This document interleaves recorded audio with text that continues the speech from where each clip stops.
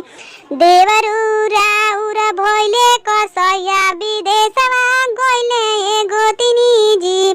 पैसा कमाई एटीएम में धरियन समया गइले गोतिनीजी पैसा कमाई एटीएम में धरियन समय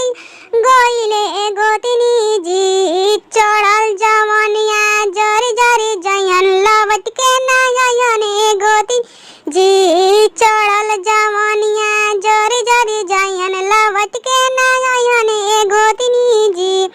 देवरू राउर भइले कसैया विदेशमा गइले गोतिनीजी देवरू राउर भइले कसैया विदेशमा गइले गोतिनीजी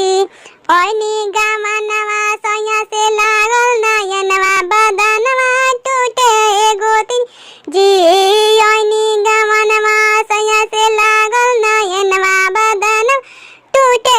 गोतिनीजी देवरू राउर भइले कसैया विदेश